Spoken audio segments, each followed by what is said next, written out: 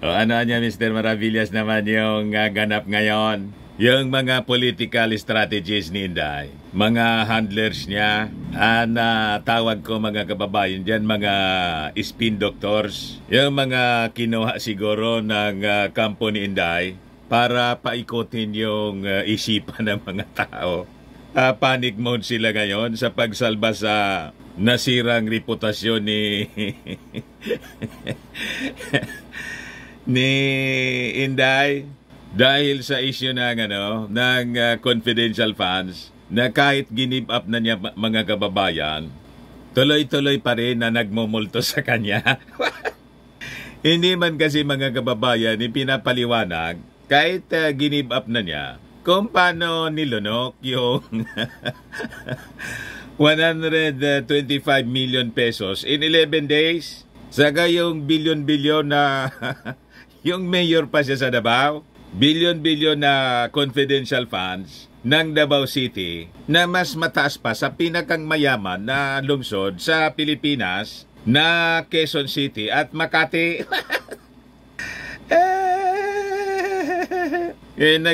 Nagkukumahog mga kababayan si Malo Tikiya. Ito siguro ngayon yung hinair ni Inday Sara ng kanyang kampo na humawak sa kanyang sa kanyang political career ngayon na na-damage dahil po sa so much love. Dulad ng pagmamahal ng baboy sa kaning baboy sa kanyang confidential funds. Ito ngayon yung mga balita, ginigiba daw ang mga Duterte. Sabi ng kanyang political strategist, yan po si Malo Tikiya. Dati siya yung handler ni Isko Moreno noon sa presidential campaign. Hindi pala. Nung mayor siya, kaya lang hindi nagkasundo. Nung mayor siya ng Manila si Isko. Nung presidential campaign pala, hindi na. Inaway na ni Malo si Isko. Si Lito Banayo na yung pumalit sa kanyang political handler. Pilit na pinapapugi po si Inday. Sinasalba yung nasirang reputasyon, sabi diyan. Pinanindigan ang kanyang panata. BP Sara inuna ang interes ng bayan sa versus confidential funds.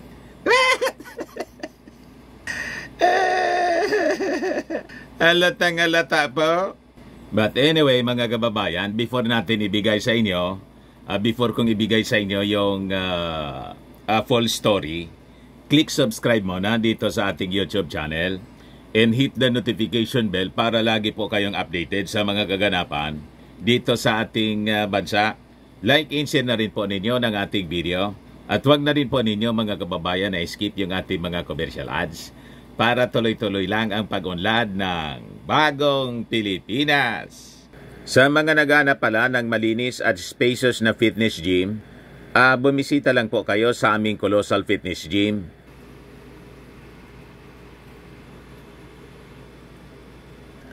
We also offer Grab car rental with our brand new 2023 model ng Toyota Innova.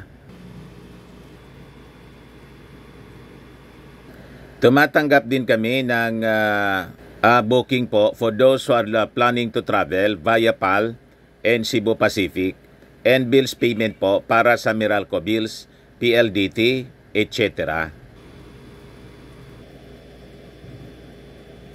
Ang Colossal Fitness Gym po matatagpuan sa 3rd floor ng Security Bank Building, Lanco Business Park, Legazpi City, Albay.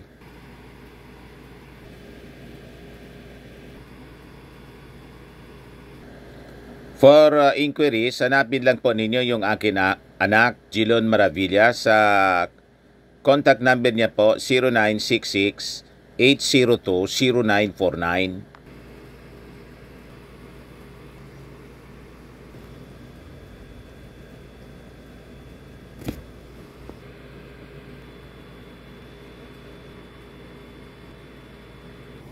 Ayos po mga kababayan, ayos na ayos anya Mr. Maravillas. Ayun mga kababayan yung balita, mga propaganda laban kay House Speaker Martin Romualdez. Sinasabi ni Malo Tikiya po, yung House Resolution daw na nagtatanggol sa integridad ng Kamara, demolition job versus mga Duterte. Anong naging demolition job laban sa mga Duterte yung House Resolution? Malayo man po sa katotohanan. Ang nag-demolition job po, yung si Maudigs, siya yung nanira po. Siya yung umatake ng umatake. Yung House of Representatives po, nasaktan po sa paninira. Binabaliktad po ng political strategist na si Malo Tiquia. Malamang spin doctor ito ng mga Duterte, mga kababayan. Hinair siguro para paikutin po tayo. Baliktarin yung mga kwento. Malabo po, Malo Tiquia, na maniwala sa'yo yung mga mamamayang Filipino. Kasi tandang-tanda pa ng mga mamamayang Filipino kung sino nagsimula ng gulo. May chronology of events po tayo. Wala mang ginagawang masama po si Martin Romualdez. Di ba? Nag-ambisyon po yung yung barkada ni Inday na until today, sabi ni Inday, nandyan niya yung aking all-out support dito kay Hilo Garcia. Pati kay Ongab. Doon yung nagsimula, nag-ambisyon po na ikudita si Martin. Kaya na-demote po as Senior Deputy Speaker si GMA. Nagalit si Inday, nag-resign sa lakas. Tinalikuran niya yung lakas na tumulong sa kanya. Nangampan niya sa kanya po si Martin Romualdez, isa sa mga campaign managers niya, mga kababayan. Di ba na-inkwento ko na sa inyo? Na sumasalang na lang si Inday. From her own mouth, nagpasalamat siya after the election. Kasi wala na siyang ginawa, mga kababayan, kundi sumalang na lang sa stage. Yung pagkain niya, yung security niya, lahat sagot. Mga kababayan ni Martin Romualdez. O di ba? But after na mag-ambisyon po si Hilo Garcia, ayon, doon nagsimula po, na-demote si GMA. Tapos nagsabi siya ng tambaloslos na sumaklolo si Super Ate. Sinaway siya, ginawang joke na lang yung tambaloslos. Tapos ito na nga po na issue sa confidential funds. Isya yung nagsabi, mga kababayan. Bala na niya kayo kung ano yung wisdom ninyo. Ayun. Tapos ngayon, nang tanggalin, umatake, mga kababayan, si Inday. Sinabi, mga kababayan niya, na yung mga kontra daw sa confidential funds, kontra sa kapayapaan, at ang kontra sa kapayapaan ay kalaban ng bayan. Then sumunod yung kanyang tatay, si Maudigs. Tapos sasabihin ninyo, yung House Resolution na ipinasa ng Kongreso to defend the integrity na siniraan po ni Maudigs, demolition job sa mga Duterte. Di ba? Baliktad po. Yung mga Duterte po, yung nag-demolition job laban sa Kongreso. Yung Kongreso po, dumidefensa lang po. Pakinggan ninyo yung sabi po ni Malo Tiquia. I-play ko po yung kwan ito po, mga kababayan. Ulat ng UNTV News and Rescue. Abang ang taong bayan sa ipinasang House Resolution 1440 ng Kamara sa pagbubukas ng Kongreso nitong Lunes pagkatapos ng 5 linggong reses. Ito ang pahayag ng political strategist na si Malo Tiquia.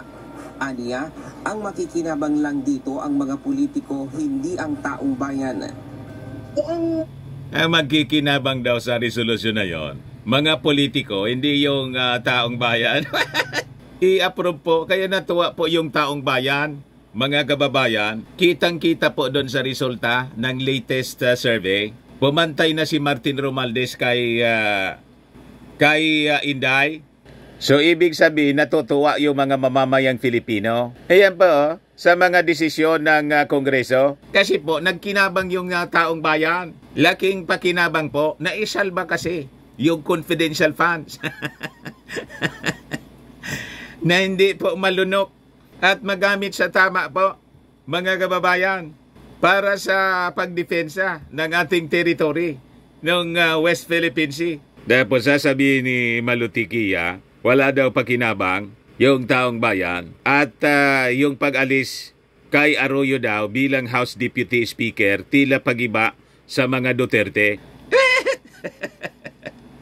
Huwag kami malo. Tapos sabi ni Malotikia sa interview po ng SMNI, ayan po, BP Sara, inuna ang interes ng bayan versus confidential funds.